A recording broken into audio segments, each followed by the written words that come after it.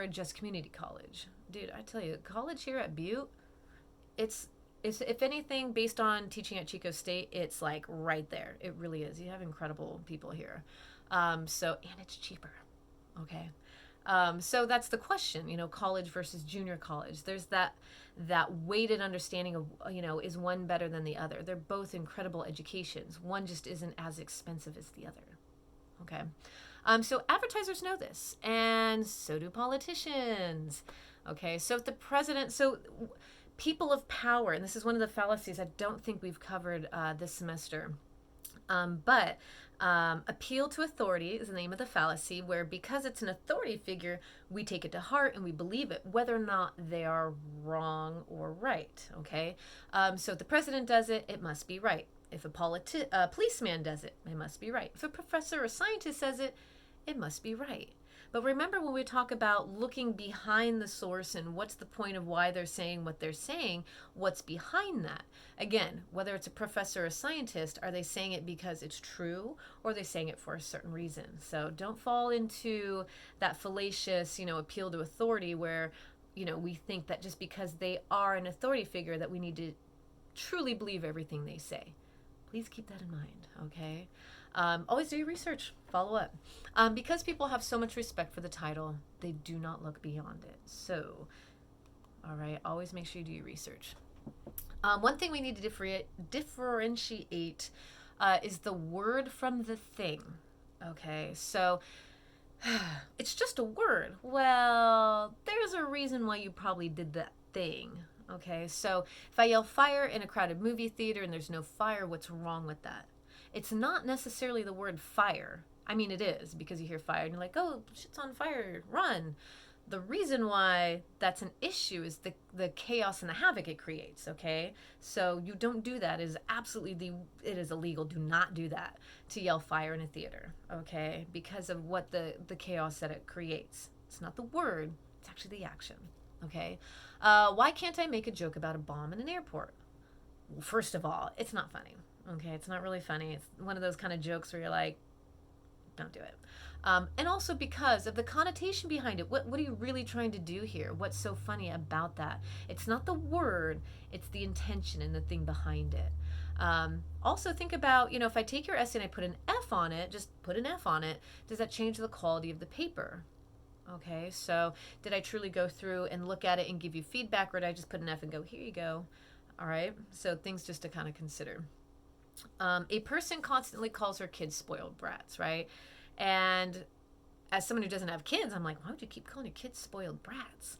For me, I wonder, should you be more careful with your words? Because again, words are incredibly powerful and influential. And if you're constantly berating children, for being children, what kind of effect does that have, right? Again, the same with that paper and giving an F. Am I giving an F because it is something that needs more work? Is there more behind it, or is it just the F just to give it, right? So what's behind these actions? Okay, keep that in mind. It doesn't always have to be a conflict. Language does not always have to be that way.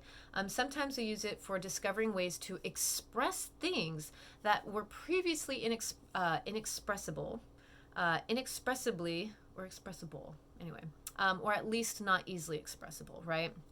So sometimes it's ineffable. Ineffable, you guys know that word? There's no words for it. Or sometimes there are words, but it's from another language because we don't have any other word for it. So the French actually don't have a word for weekend. So they literally use the English word weekend. That's it. So for us, for the French term déjà vu, we don't have another term for that. I don't even think we could come up with one. So we use the word déjà vu.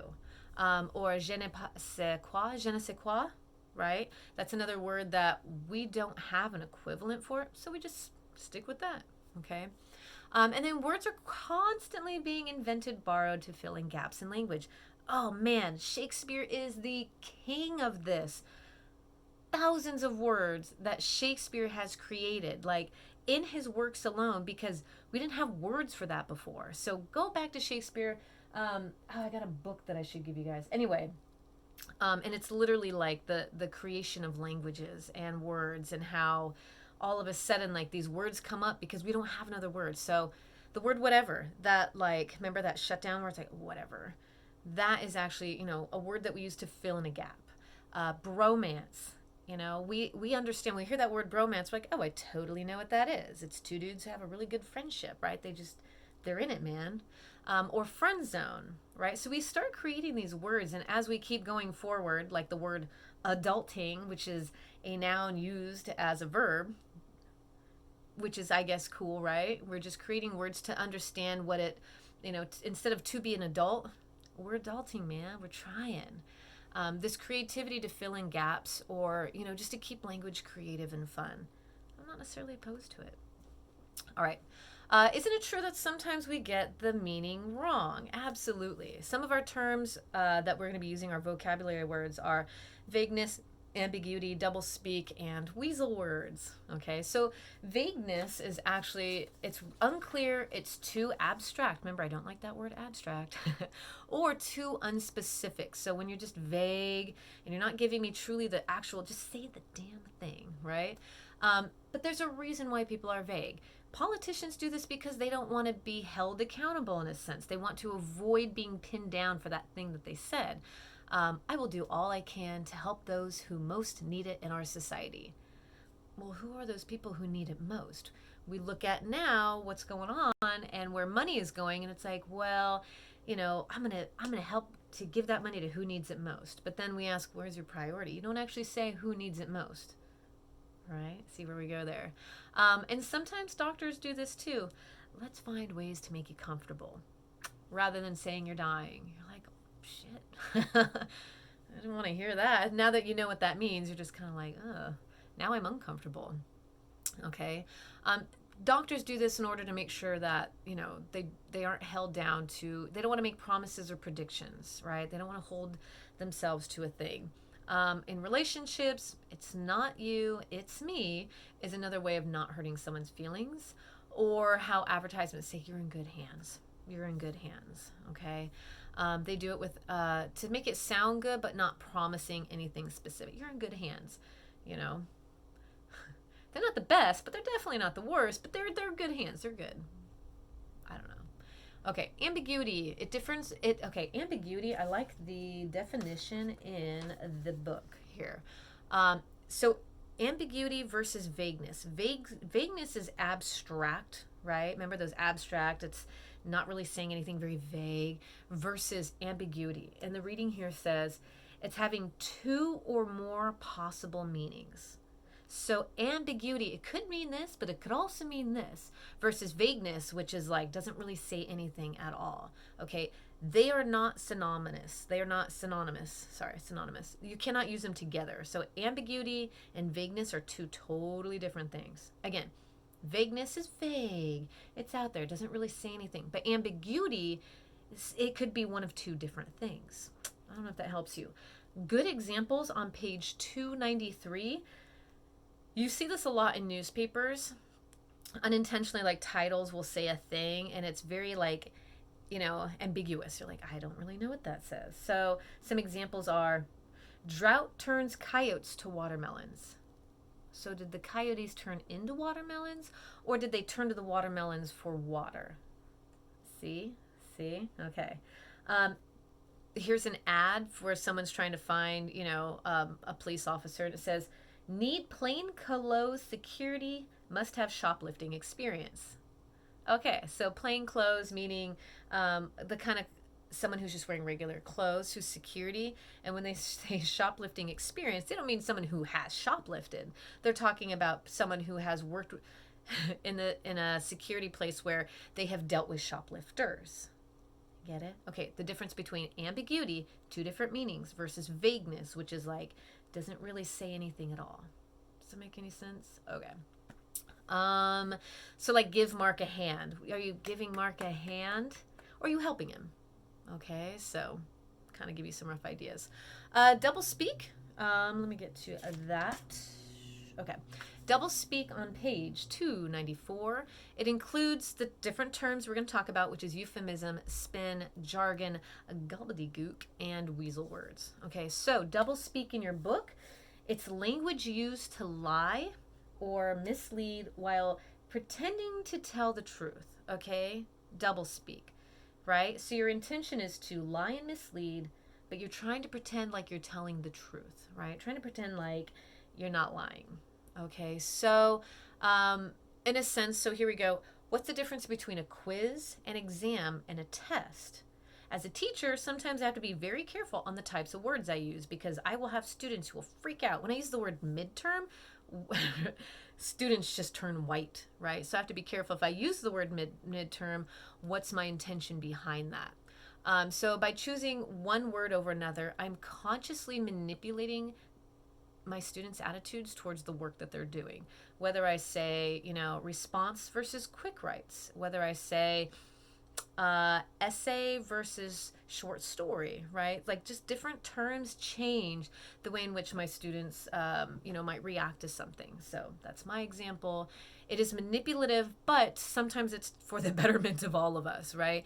To get better work or to keep students from having massive anxiety, because trust me, I'm there on that. Totally understandable, right? So while sometimes the listed items we talked about can be harmless, like sometimes what I would say could be considered harmless, a lot of times it's for the benefit. Doublespeak is mostly harmful, okay? It has the connotation of lying, right? So doublespeak is kind of trying to, it's lying, right? So different ways of using doublespeak would be a euphemism. Okay, a euphemism is a word that we say when we don't really want to say the same, say the actual thing. People use euphemisms for sex all the time. They don't really want to say it. They're like, oh, hint, hint, euphemisms. Sometimes we use it to be polite, and then sometimes we use it to kind of like soften the blow of the thing we really want to say. Depends on who's around. So an example would be kind of think of some euphemisms we would use for the word die, like to die, to defecate, or sex, right? These are different types of ways we want to soften the word for defecate. So, like women's sizes. Sometimes we will either be polite or soften certain dialogue for whether you are petite, whether you are a junior, you're a miss, or you're a full figured kind of thing. Like we like to use these terms so that, we soften what we really mean to say. You can use it for the word fired, like let go, released kind of thing. Different ways we talk about used cars, because the used car, like, what's a good one? There's a term that Honda uses, and I'm totally a certified used car, right? Just different ways to say, well, it's still a used car. Okay. Another way in which we use double speak is spin. So remember Nick from Thank You for Smoking? He was absolutely a spin doctor. That was what he was. That was his job, was to turn things around to say the things that he meant. Maybe they didn't really intentionally mean to say. So spin is another form of doublespeak. Spin doctors or publicists, right? They like to reframe people's actions or words to make it seem more positive or maybe even more negative. Okay, so a spin uses fallacies and deflection, right? The different types of fallacious arguments and deflecting. Nick was incredible at this, and Thank You for Smoking. Sessions. He was saying that the Bible talks about separating families. He was using that as spin to justify his actions, right? That's what people love to do, right? It's a spin on the way in which they want to deflect some of their terrible behaviors, right? Or politicians will say, well, or spin doctors will, step up and say, well, what he meant to say was, right? Remember, I think her name was Huckleberry, right? Huckleberry. And she would have to stand up there and go, okay, well, what he meant was, and that she had to spin all the things that, the president was saying. Or politicians will say, oh, I didn't say that. Trump does that a lot recently, I noticed, with when he does his thing. He says, well, I didn't say that. Well, you did. But maybe what he says is, you've taken my words out of context, right? So they use a lot of this to deflect maybe a statement they made when they want to retract it. Randy Rainbow, if you don't know who Randy Rainbow is, I put a little link on the PowerPoint for you. He is a completely different kind of spin doctor where he takes what Trump's spin doctors say. He actually spins the spin doctors. That's wild. That's really wild. He does a really good job. So he turns it back again. I put a link. A lot of Randy Rainbow stuff ends up being like song parodies, which is totally awesome. But you'll just kind of see, you can actually research him and just kind of take a look at some of the stuff he does. Because it's actually kind of hard to do. To spin a spin doctor is talent, okay? And he does a really good job about it. Spin takes sound bites out of context to make them negative, right? The idea is you can make it a positive or a negative. That's the job. Jargon.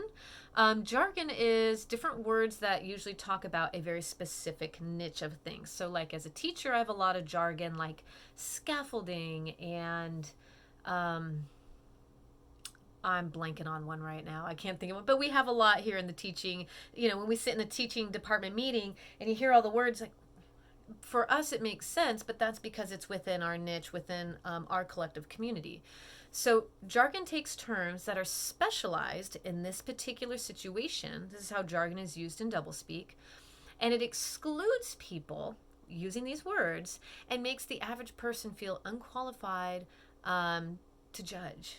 Okay, so a lot of times we have our own jargon, whether we're using it for football, baseball, whether you're a doctor, a lawyer, or a teacher, to kind of like, you know, use these terms to kind of alienate people a little bit. That's not necessarily our intention. For us, we know what they mean, but this is sometimes what ends up happening with jargon. Okay, the question could be, why can't you just say it simply?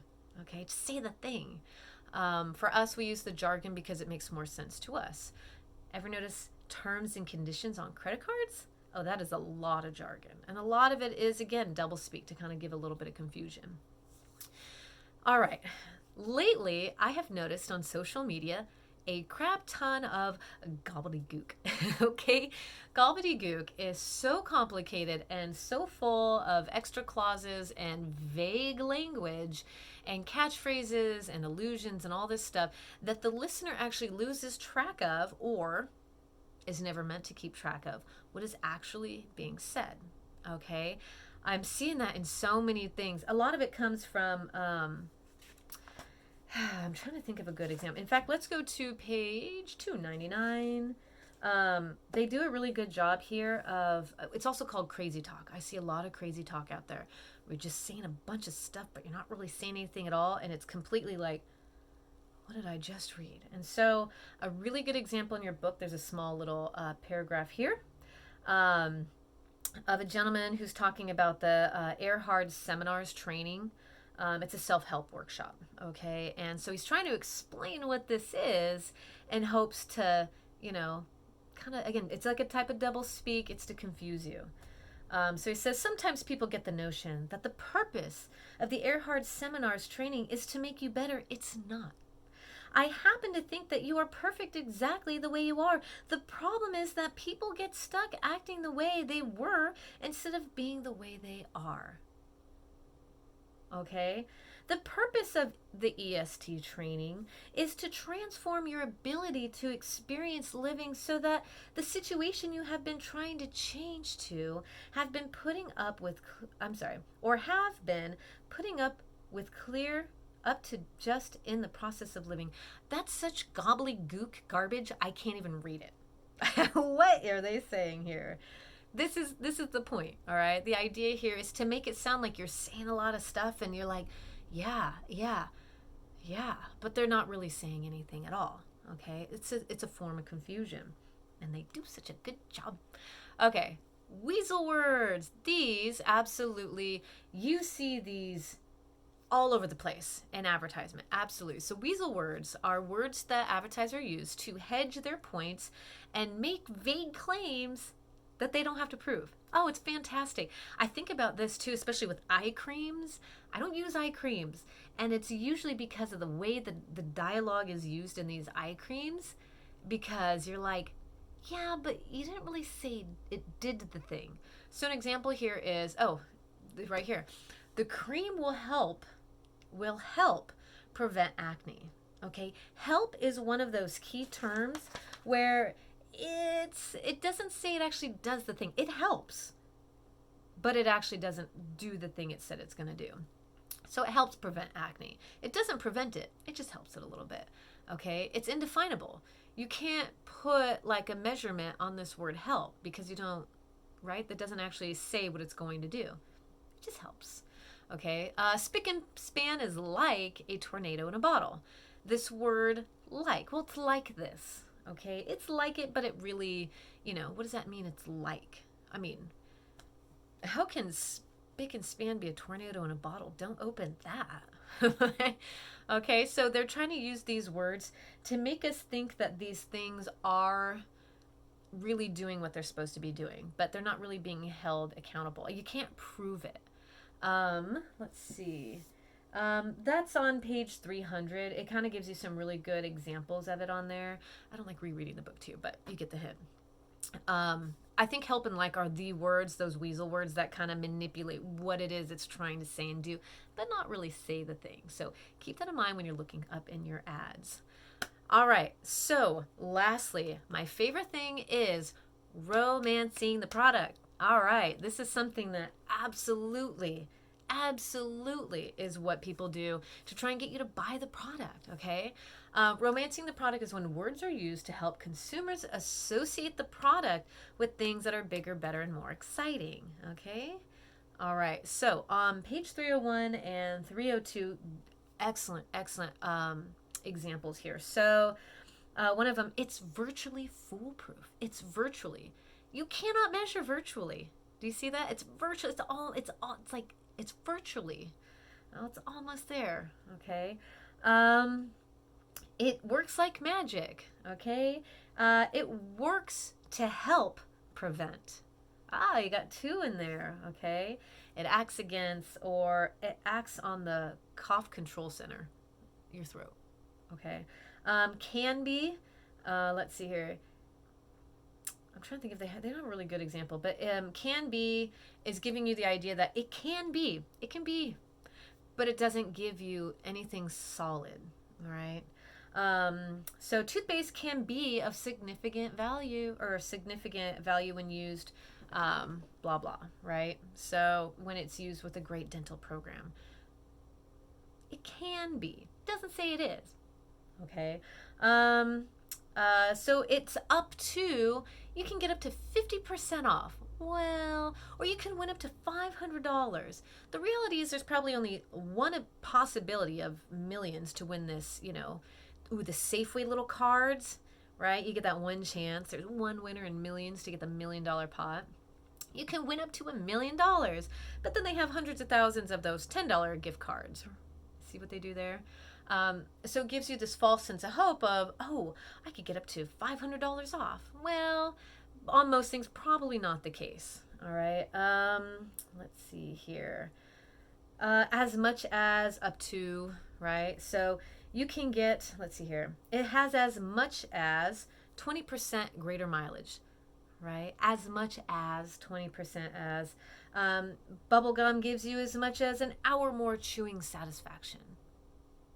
Okay, so keep going through those up to 302. They really kind of give you these are great terms to look for when you're going through your advertising. I just think that the book, again, does an excellent job. I don't like to reread it, but I do like to get back to it. So take a look at that. If you have any questions, let me know. It tells you pretty much everything.